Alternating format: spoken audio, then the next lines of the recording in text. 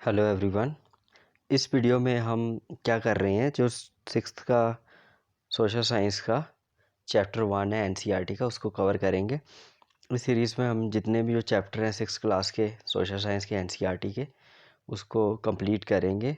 तो चलिए लेते हैं अपना पहला चैप्टर, यहाँ से शुरू करते हैं।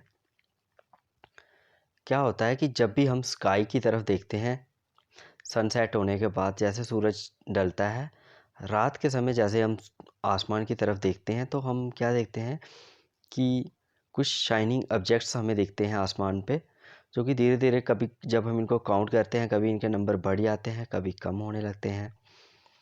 स्काई जो ऐसा लगता है शाइनिंग ऑब्जेक्ट से भरा हुआ है। कुछ की जो लाइट होती है वो बहुत ज़्यादा ब्राइट होती है और कुछ डिम होते हैं। ऐसा लगता है कि जो पूरा आसमान है वो डायमंड से भरा हुआ है। ये ट्विंकलिंग करते हुए हमें दिखते हैं, चमकते हुए दिखते हैं। अगर हम इनको केयरफुली नोटिस करें तो कुछ ट्विंकल्स कर रहे होते हैं और कुछ सिंपली ग्लो कर रहे होते हैं।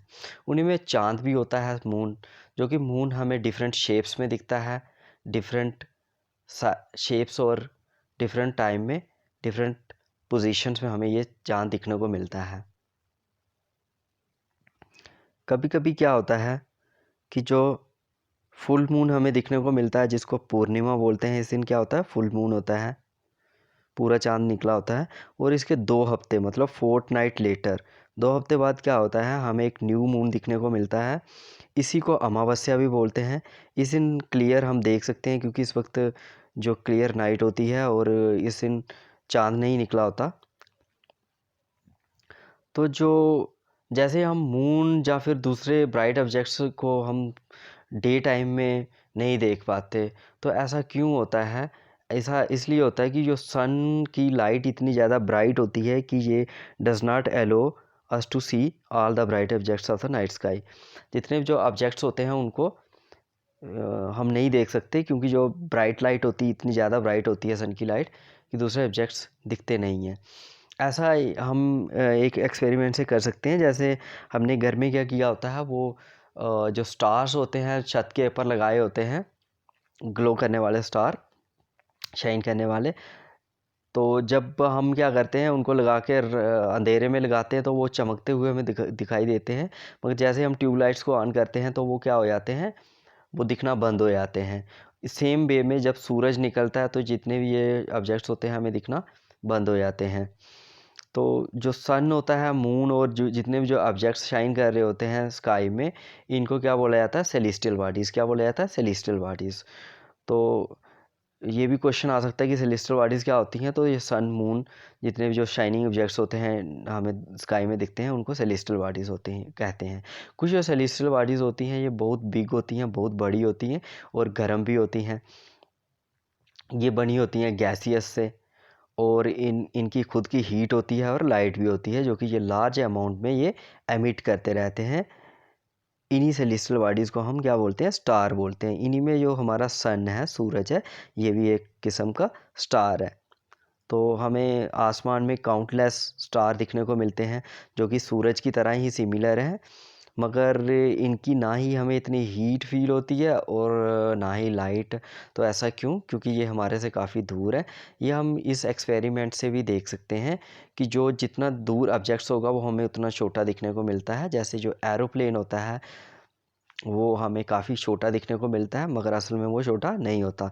सिमिलर वे में जो सेलेस्टियल बॉडीज, ये सन, ये जो स्टार हैं, ये हमारे से काफ़ी दूर हैं, इसलिए छोटे दिखने को मिलते हैं। अगर हम नाइट स्काई में अगर देखें, स्काई की तरफ देखें, आसमान की तरफ देखें रात के समय, तो हमें कुछ स्टार के कुछ पैटर्न्स दिखने को मिलते हैं जिनको हम कॉन्स्टिलेशंस बोलते हैं। तो उनमें से जैसे उर्सा मेजर, जिसको बिग बियर भी बोला जाता है और इसी को सप्तऋषि भी बोला जाता है, ये हमें कॉन्स्टिलेशन ईजिली दिखने को मिलती है। ये क्या होती है, 7 स्टार से ये कॉन्स्टिलेशंस बनी होती है। और आप किसी एल्डर की हेल्प भी ले सकते हो। अगर आप छोटे बच्चे हो, इस जो कोई नॉन एल्डर है जो इसको जानता है, उसकी हेल्प से आप इसको देख सकते हो। ये इस तरह का जो पैटर्न बनता है स्काई में, ये 7 स्टार, जैसे 1 2 3 4 5 6 7, इस तरह का ये स्टार बनता है पैटर्न। इसी को सप्तऋषि बोलते हैं। और क्या होता था कि एंशियंट टाइम में जो लोग थे वो जो डायरेक्शंस होते थे वो पोल स्टार की हेल्प से डायरेक्शन का पता करवाते थे रात के समय। तो जो इसी को पोल स्टार को नॉर्थ स्टार भी बोला जाता है। ये हमेशा नॉर्थ की तरफ ही रहता है। और इसको अगर ढूंढना हो तो सिंपली क्या सबसे बेस्ट वे क्या है, जो सबसे पहले हमने इस जो कॉन्स्टलेशन है सप्तऋषि इसको ढूंढना है। इसके जो ये दो स्टार्स होते हैं 1 और 2, ये इनको हम पॉइंटर स्टार बोलते हैं। इसमें जो एक सीधी लाइन बनती है, जो ये वाली सामने जो स्टार हमें दिखता है, इसी को हम क्या बोलते हैं, नॉर्थ स्टार बोलते हैं। तो ये हम इजीली इससे डिटेक्ट कर सकते हैं। और ये इसकी जो डायरेक्शन है हमेशा नदर्न हेमिस्फीयर में ही ये दिखता है हमें। सेलर्स वगैरह होते थे वो इसकी हेल्प लिया करते थे पहले पहले। कुछ जो सेलेस्टियल बॉडीज़ होती है इनकी खुद की ना ही हीट होती है और ना ही लाइट होती है। तो ये किसकी हेल्प से अपनी आप को लाइट करते हैं, स्टार की हेल्प से करते हैं। इन्हीं सेलेस्टियल बॉडीज़ को हम प्लैनेट्स बोलते हैं। तो जो वर्ड प्लैनेट है ये कहाँ से लिया गया है, ये ग्रीक वर्ड प्लेनेटिया से लिया गया है, जिसका मतलब होता है बेंड्रस, मतलब घूमने वाला। तो जो अर्थ है ये भी एक हमारा लाइव प्लैनेट है, जो कि इसमें लाइफ पॉसिबल है। और ये जो हीट और लाइट लेता है ये सन से लेता है। ये जो कि इसका नियरेस्ट स्टार है। अगर हम अर्थ को देखें तो ये क्या है, ग्रेट डिस्टेंस पे है। तो ये ऐसे दिखता है, अगर हम इसको ग्रेट डिस्टेंस से दूर से देखें तो ये किस तरह का दिखेगा, जैसे मून दिखता है हमें ग्लो करते हुए, वैसे ही ये जो धरती है ये भी दिखती है हमें। अगर हम मून की बात करें तो ये एक किस्म का सैटेलाइट है जो कि धरती का कंपेनियन है। और ये भी मूव करता रहता है राउंड करता रहता है, किसके आगे पीछे, धरती के आगे पीछे। इसके अलावा हमारे 8 प्लैनेट्स हैं जो कि हीट और लाइट लेते रहते हैं सन से। कुछ जो हैं इनके खुद के मून हैं, मतलब सैटेलाइट्स भी हैं। तो आइए चलिए अब नेक्स्ट पढ़ते हैं हम सोलर सिस्टम के बारे में। तो जो सोलर सिस्टम होता है ये 8 प्लैनेट से बना हुआ है।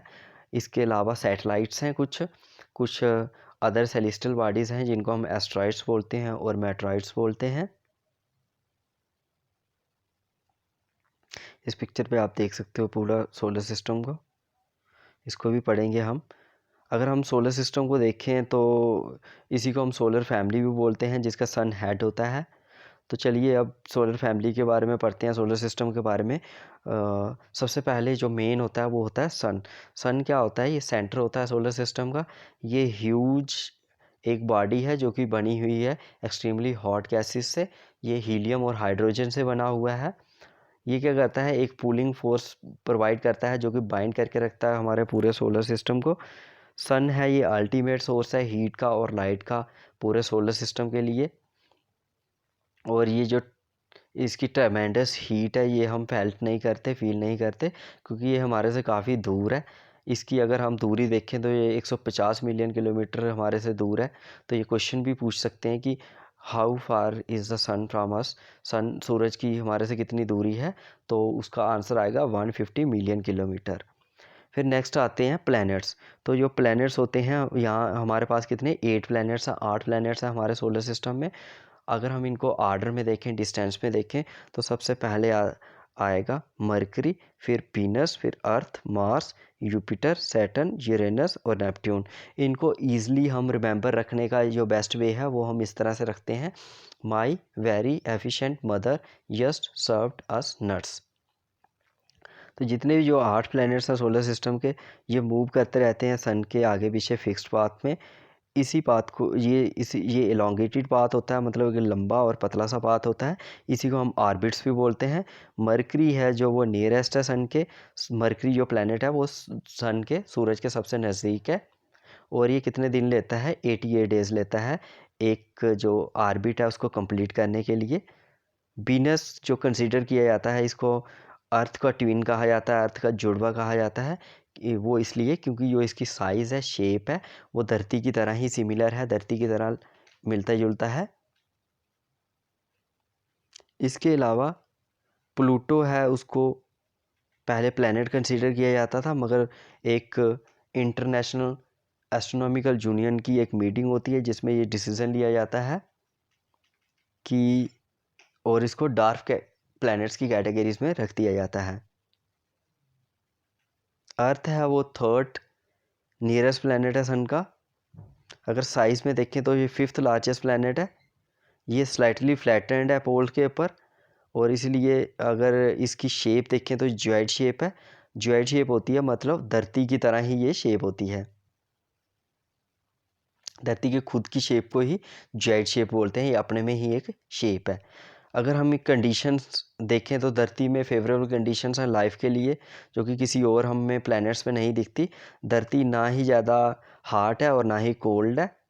इसके ऊपर ही हमें पानी दिखने को मिलता है, जो कि असेंशियल है सर्वाइवल के लिए। एयर में ही हमें लाइफ सपोर्टिंग गैसेस मिलेंगी जैसे ऑक्सीजन। सारी धरती के ऊपर ही हमें लाइफ सपोर्टिंग गैसेस मिलेंगी जैसे ऑक्सीजन। यही रीज़न है कि धरती को हम यूनिक प्लैनेट बोलते हैं अपने सोलर सिस्टम का। अगर हम स्पेस से धरती को देखें तो ये ब्लू कलर की दिखती है। कि ऐसा क्यों? क्योंकि इसका जो 2/3 हिस्सा है, मतलब 71% जो इसका हिस्सा है वो पानी से कवर है, इसलिए इसको हम ब्लू प्लैनेट भी बोलते हैं। नेक्स्ट हम चलिए अब बात करते हैं मून का, जो कि हमारा एक सैटेलाइट है, नेचुरल सैटेलाइट है। तो ये धरती का नेचुरल सैटेलाइट है। इसका डायमीटर ये 1/4 दैट ऑफ द अर्थ है, और ये काफ़ी बिगर साइज़ में हमें अपीयर होता है क्योंकि ये धरती के काफ़ी नज़दीक है। अगर इसकी दूरी देखें हम तो 3,84,400 किलोमीटर अवे है, मतलब 3,84,400 किलोमीटर दूर है हमारे से। तो इसलिए ये पास में है, और दैट्स वाई जो हमें ये काफ़ी बड़ा दिखने को मिलता है। अगर हम मून देखें तो मून मूव करता रहता है धरती के आगे पीछे, और ये एक चक्कर पूरा करने के लिए 27 दिन लगाता है। इसी से हमारा मंथ बनता है। मून में कोई अभी तक कोई हमें फेवरेबल कंडीशंस दिखने को नहीं मिली हुई है जहाँ पर हमें लगे कि लाइफ के लिए फेवरेबल कंडीशंस है। इसमें ना ही पानी है और ना ही हवा है। इसमें हमें माउंटेन्स दिखने को मिलते हैं। अगर हम पिक्चर्स में देखें तो ये इस तरह की पिक्चर्स दिखने को मिलती है जहाँ पर हमें माउंटेन्स और कुछ खड्डे वगैरह दिखने को मिलेंगे। नेक्स्ट अगर हम बात करते हैं तो डिप्रेशंस वगैरह हमें इसमें दिखने को मिलते हैं। नेक्स्ट होते हैं एस्ट्रॉइड्स। ये एस्ट्रॉइड है। एस्ट्रॉइड्स स्टार और प्लैनेट्स को के अलावा, सैटेलाइट्स के अलावा, कुछ छोटी छोटी बॉडीज़ होती हैं जो कि मूव कर रही होती हैं सन के आगे पीछे। इनको हम एस्ट्रॉइड्स बोलते हैं। ये हमें कहाँ दिखने को मिलते हैं? जो मार्स और यूपिटर का जो ऑर्बिट है उसके बीच में ये छोटे छोटे हमें पत्थर से बड़े बड़े दिखने को मिलते हैं, जिनको हम एस्ट्रॉइड्स बोलते हैं। और साइंटिस्ट का ये कहना है, व्यू है, कि जो एस्ट्रॉइड्स हैं ये कभी किसी टाइम में ये प्लैनेट्स हुआ करते थे जो कि एक्सप्लोडेड हो गए, टूट गए कुछ वर्षों पहले, और ये अभी वहाँ चक्कर लगा रहे हैं। फिर नेक्स्ट आता है मेट्रॉइड्स। मेट्रॉइड्स क्या होते हैं? देखो ये क्या होते हैं? ये पीसीस हैं रॉक्स के, जो कि सन के आगे पीछे ये भी घूम रहे हैं। ये क्या होते हैं? जब ये धरती के पास में आते हैं तो इस प्रोसेस में क्या होती है, जब ये हवा के साथ टकराते हैं, जब ऊपर से गिरते हैं तो फ्रिक्शन की वजह से ये हीटेड हो जाते हैं, गर्म हो जाते हैं और ये जल जाते हैं, और एक फ्लैश ऑफ लाइट ये छोड़ते हैं, जिनको हम शूटिंग स्टार भी बोलते हैं। कभी कभी ये जो मेटेराइट्स होते हैं ये कम्प्लीटली बर्न नहीं होते और ये धरती के ऊपर गिर जाते हैं, जिसकी वजह से ये हॉलो क्रिएट्स करते हैं, और इनकी वजह से लेक्स भी बनती हैं, जो कि हम अगली क्लासेस में, बड़ी क्लासेस में पढ़ेंगे। इसके अलावा अगर हम आसमान में देखें तो एक वाइटिश, एक सफ़ेद सा ब्रॉड बैंड हमें बनते हुए दिखता है क्लियर नाइट स्काई में। तो ये जो पाथ होता है, ये रास्ता सा एक बन रहा होता है जो कि ग्लो कर रहा होता है क्लियर स्टारी नाइट्स में, और ये बना होता है cluster of million of star से ये बना होता है। इस बैंड को हम मिल्की वे गैलेक्सी बोलते हैं। जो हमारा सोलर सिस्टम है वो भी पार्ट है इस गैलेक्सी का। एंशंट इंडिया में, भारत में, प्राचीन भारत में ये ऐसा सोचा जाता था, ऐसा माना जाता था कि ये जो है एक रिवर है, नदी है, जो कि लाइट की आसमान में चल रही है, और इसको उस वक्त कहा जाता था आकाशगंगा। तो इसीलिए जो हमारी गैलेक्सी है इसका नाम मिल्की वे आकाशगंगा है। क्योंकि ये बनी हुई है स्टार से, मिलियन ऑफ स्टार से, क्लाउड ऑफ डस्ट से और गैसेस से ये बनी हुई है। इसमें मिलियन ऑफ हमें गैलेक्सीज देखने को मिलती हैं यूनिवर्स में, जो कि साइंटिस्ट अभी भी पता चलाने को लगे हुए हैं कि जो साइज़ है, शेप है यूनिवर्स का वो कितना है। तो ये अभी भी क्वेश्चन मार्क है इसके ऊपर। ये हम देख सकते हैं मिल्की वे, ये इस तरह सी कि आपने क्लियर नाइट में इस तरह की लाइट जगते हुए देखी होगी, तो यही है मिल्की वे, जिसको आकाशगंगा भी बोला जाता है। तो चलिए कुछ इसके ऊपर जो कुछ इम्पॉर्टेंट पॉइंट्स हैं उनको उनके ऊपर हम नज़र डालते हैं। तो जो इम्पॉर्टेंट पॉइंट्स इसमें दिए हुए हैं उनको लेते हैं और फिगर्स को लेते हैं इस चैप्टर में, जो इम्पॉर्टेंट पॉइंट्स हैं दिए हुए। तो देखो इसमें ये हमने पहले ही पढ़ दिया। इसमें ये सप्तऋषि की एग्जांपल दी हुई है और पोल स्टार की नॉर्थ ये हेल्प से, इन 2 पॉइंटर स्टार की हेल्प से हम नॉर्थ स्टार का पता कर सकते हैं। उसके बाद इंटरेस्टिंग फैक्ट ये है कि जुपिटर है, सैटर्न है, यूरेनस है, इनकी खुद की रिंग्स हैं, ठीक है। और ये जो बनी किससे है, स्मॉल डेवरीज से बनी हुई हैं, टूटे हुए जो कण हैं उन्हीं के साथ ये बनी हुई हैं, और हमें ये रिंग्स दिखती हैं इनके आगे पीछे, खासकर जो यूरेनस है। इसके अलावा ये जो इस पिक्चर्स में दिखाया गया है, ये जो ये वाली बेल्ट है, ये एस्ट्रॉयड बेल्ट है, जो कि किसके बीच में बन रही है, मार्स के बीच में और यूपिटर के बीच में। ये टूटे हुए पार्ट्स हैं प्लैनेट्स के, किसी टाइम में ये प्लैनेट्स हुआ करते थे, वो एक्सप्लोडेड हो गए और ये अभी घूम रहे हैं आगे पीछे धरती के। इसके अलावा जो सोल वर्ड एज वेल, ये रोमन माइथोलॉजी में सोल किसको बोला जाता था, सन गॉड को। सूरज जो गॉड, उनको सोल बोला जाता था। इसी से ये वर्ड निकला हुआ है सोलर। तो जो सोलर है वो सन से रिलेटेड है, तो जो भी सोल जहाँ पर भी लगेगा इसका सीधे हम पता कर सकते हैं कि वो सोलर है, सोलर से संबंधित है।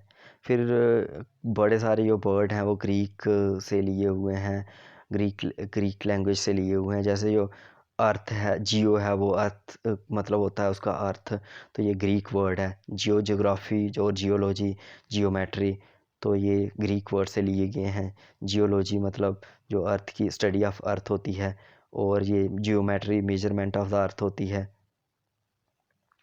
इसके अलावा जो इंसान था वो शुरू से ही आसमान की तरफ काफ़ी फैसिनेटेड था, और हमारे जो इंडियन जो एस्ट्रोनॉमर थे, इनका भी काफ़ी कंट्रीब्यूशन रहा हुआ है। जो आर्यभट्टा थे, फेमस एस्ट्रोनॉमर एंशियंट इंडिया के, इन्होंने पहले ही बोल दिया था कि जो मून है, और इन्होंने ये कहा था कि मून और प्लैनेट्स जो शाइन करते हैं वो जो रिफ्लेक्टेड सनलाइट होती है उनकी हेल्प से ये करते हैं। तो देखो कितनी बड़ी जो साइंटिफिक इन्होंने बात कितने पहले ही इन्होंने बता दी थी।